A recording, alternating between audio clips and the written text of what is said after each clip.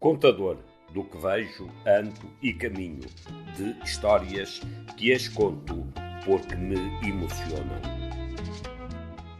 Pão e água, aldeia quem sobe de Alcotim a Mértola, ladeando Guadiana antes dos namorados, outra terriola de que pouco sabemos, mas não deixam de ser analogia para metáfora longa. Subindo pela direita temos um montado ecossistema de valor único pela cortiça que nos vale 1.800 milhões de euros.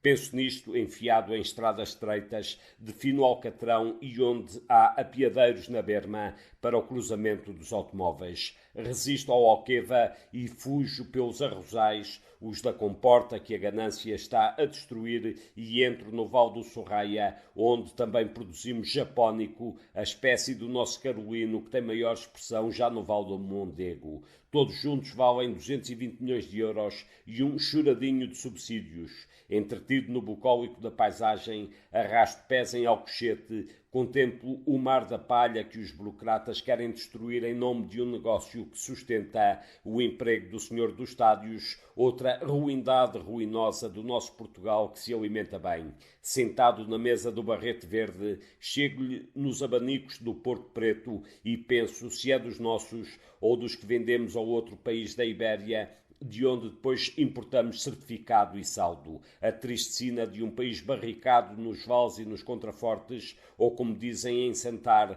dos sistemas daqui. Pequeno ou grande, é sempre precisa boa viagem e, esventrado o Portugal do Sul, chego-me à beira onde a inépcia vem destruindo o que sobra da floresta e de outras riquezas. Vale 6 mil milhões e num desses produtores que nos leva a madeira para o lado de lá da fronteira para pôr um selo e ser exportada com outra nacionalidade são os autotanques da água esmifrada ao Mondego, sem pagamento nem custo, que alimentam a fabricação. Somos este país de aves de rapina que se vêem nas portas do Ródão e nos penhascos do Douro e dos biltres que nos governam. E a madeira tem sido negócio proveitoso. Proveitoso e iluminado no 51 que levo da vida e da memória que me puxa a 1985, quando vi o caramulo arder pela primeira vez, ceifando vidas e floresta. Mas nesse tempo tínhamos o Daniel, guarda do perímetro florestal, a 38-4, torre de vigia, a meia encosta, técnicos, engenheiros, jornaleiros e máquinas. O fogo já era uma indústria que deu fortunas ao senhor de Aguiar da Beira, e eu voava de helicóptero em brigada de batedores, enxada e pá. Foi assim que fiz 18 anos, lá em Vila de um Santo, por entre a bruteza do granito e pinheiros de idade adulta. O fogo demorou um dia e uma noite, foi apagado com um contrafogo liderado, não como os que fizeram a esmo na Estrela, e aberto a ceiro com máquina que o Aurélio levou na Volvo de nariz, enxadas dos homens da jorna que o mestre Mário ajustava. Depois veio o requeijo com coluna do norte para ajudar. Nada como na Estrela, onde o derrube de árvores foi impressionante. Anos depois, com uma manchete a dizer que a culpa dos incêndios era dos bombeiros e dos reacendimentos, começou a desmancha. As casas florestais foram ficando vazias e esquecidas, a maquinaria entregue às autarquias e, de repente, deixámos de ter máquinas e Peugeots pretos para a ajuda técnica. Sei-lhe o nome.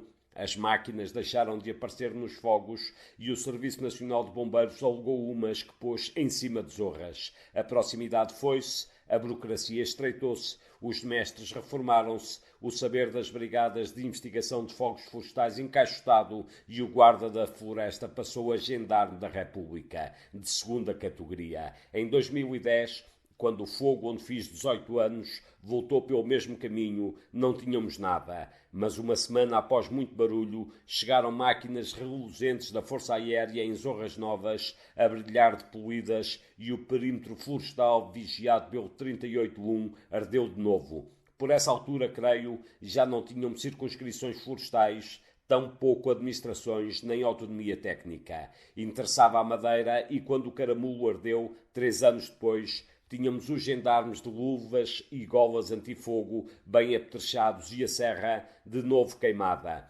Já eram civis quem guarnecia as torres, o conhecimento das aldeias e das populações perdido e as chamas a irromperem. Não sei, porque atirei fundo na memória, o número de mortos, mas foram muitos. mais do que o de 1995, o primeiro que registrei, que morreu a fugir de casa num fogo na landeira e que me assombrou a noite de serviço, ou do que a idosa que o Alouette 3, que então voávamos, não conseguiu evacuar com vida. E aqui, como nas máquinas, tivemos tudo. Uma rede de pistas principais e outras secundárias, com caudas retardantes e aviões monomotor em parelha, capazes de debelar fogo em poucas horas. Também aqui o negócio falou mais alto.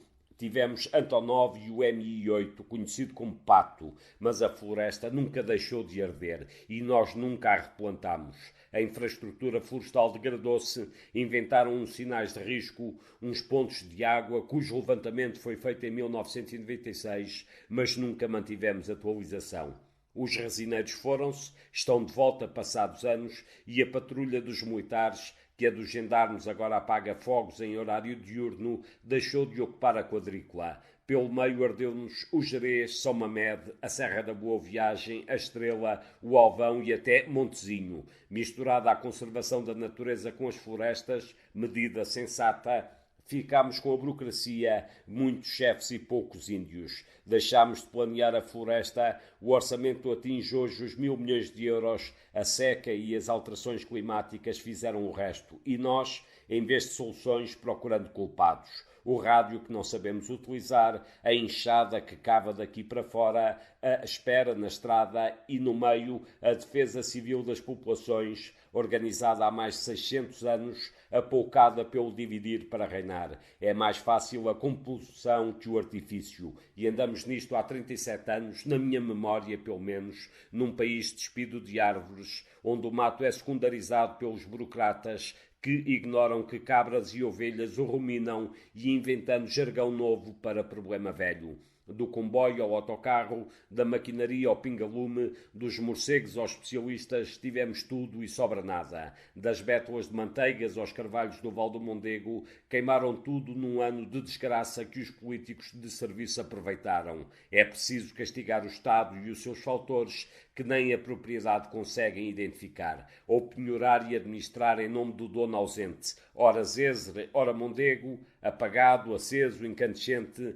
o labaréu não deu descanso, soltou fumo e acendalhas, e resta a fome aos animais, fardos, na consciência e na manjedoura. Palha com grão, ração para ovinos e caprinos, depósitos de água e tubagens, bebedouros e comedouros que os voluntários dos Guardiões da Serra da Estrela Viva vão reunindo contra a inércia de um Estado que deveria velar por nós. Toleramos a incúria e o laxismo, odiamos o confisco em nome do bem maior, a biodiversidade, sem faias nem bétulas, o gado com falta de forragem e a promessa de um inquérito que haverá de sentar alguém de vermelho no patíbulo e ausentar a inércia estatal. Vamos passando culpas, repetindo modelos atrás de modelos e nada de plantar uma única árvore. Escarpados os montes, enroladas as mangas, limpos os carros, tomados os duches e comida à refeição quente que faltou em dias sucessivos de combate, faltam-nos soluções que já deveriam estar pensadas. Por mais que escandalize e queima a careca dos iluminados,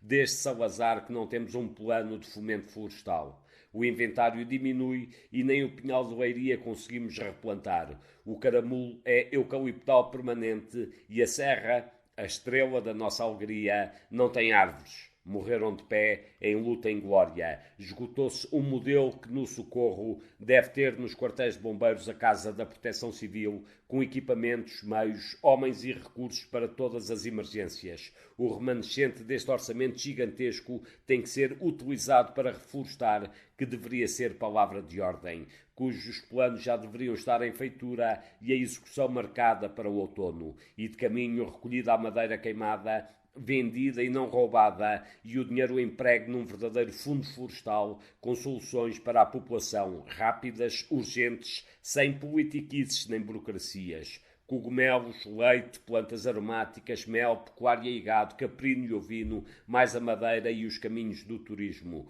Tudo isto dá sustento às populações deste interior arredado dos centros de decisão, a quem retiram deputados, que tê-los ou não é a mesma circunstância, a quem recusam comboios e estradas. Somos uns rústicos que enchem de queijos e vinhos as malas dos doutos, que ainda nos chamam de provincianos quando, em bom rigor, defendemos o ecossistema que alimenta a vida, ou cuidamos da quadrícula, ou a guerrilha que se pressente lá no sul de onde eu viajei fará a diatribe de incendiar o que resta e incensar os fundamentalismos. Nem preces nem migalhas. Um robustecido plano para reflorestar, uma reforma administrativa explicada e que dê massa crítica aos pequenos municípios e um justo valor pago pelo serviço ambiental que prestamos, e parques naturais e áreas realmente protegidas e não emprego de legislatura para pregadores de comício. É que das responsabilidades de quem administra o território, dos burgueses funcionários do carro reluzente e do gordo salário ajudado pelo custo,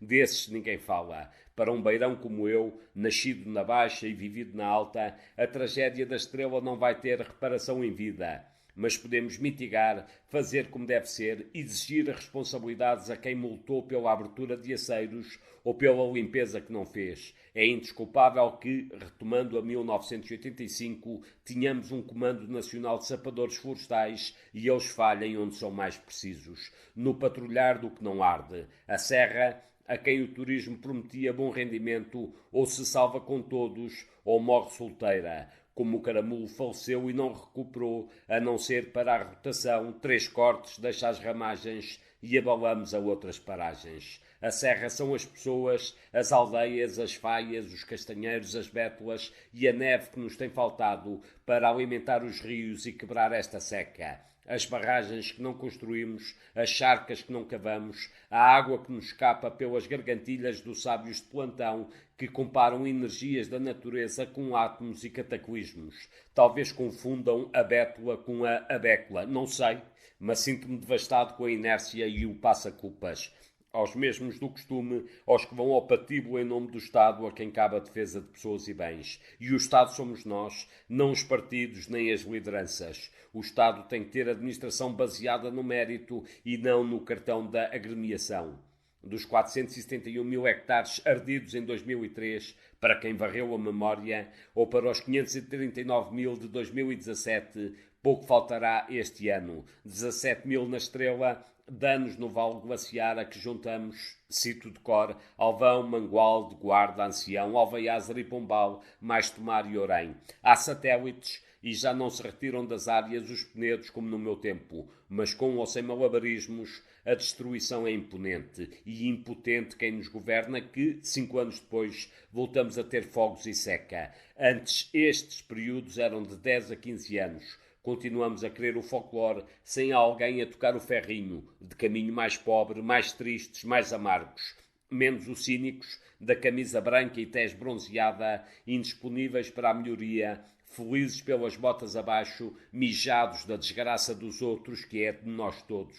A pátria virou couto de interesses, haja vassalagem aos senhores e pode ser que num arremedo de consciência nos salvem a natureza. Entristecido, zangado e furibundo, desde de novo ao sul para me regalar no que me sobra. A mesa, essa invertível partilha para que todos sejamos chamados ao toque do clarim e possamos meter mãos na terra. Não pelo turismo, como apregou mais um indigente, mas pelas pessoas que vivem nestas terras, alimentam e criam gado de qualidade, produzem bons enchidos e melhores queijos e até nos dias frios cobertores de papa. Precisamos de cuidar das pessoas e da serra, dar-lhes sustento para os manter na estrela e estancar a hemorragia da demografia. E talvez, depois, chamar a banda de malhada sorda que vi tocar num arremedo de fricção há muitos anos à porta da Câmara Municipal de Almeida, edifício de 1791 construído para fins militares e localizado na Praça de Guerra. Um corpo de guarda que não temos tido e que exigimos. E é daqui que me embrulho na raia, no Forcão e na Malhada, em prece e penitência à Senhora da Ajuda, ermida de indulgência plenária perpétua que me recuso a outorgar aos desmandos deste corpo de oficiais. Antes a expectação e os frades descalços de Santo Agostinho, essa bondade que se nos escapa, ajuda dada a quem a invoca. Enquanto a chuva não vem, ainda a sul, reparo como o povo reuniu para a limpeza do rio Almonda, em Azinhaga do Ribatejo, roçar o leito até ser fim de mês, o mesmo que pede o Paiva e as barragens vazias, o que deveríamos ter feito em 2017. Afinal, é possível fazer-se. Basta querer romper esse abandono do território. Esta desgraça, de uma vez por todas, deve arrancar-nos a passividade das trombas e colocar a exigência na consciência. Precisamos desse programa expedito e específico para o reordenamento e uso dos solos com aproveitamento da água, e o que não tem dono, conhecido ou reclamado, fica à guarda do Estado, e quando estiver reluzente, com fatura apresentada ao proprietário do desleixo ou de lucros partilhados, esbatidos os custos, retirar lições da desgraça, lições para nos iluminar em caminho e sustentar futuro.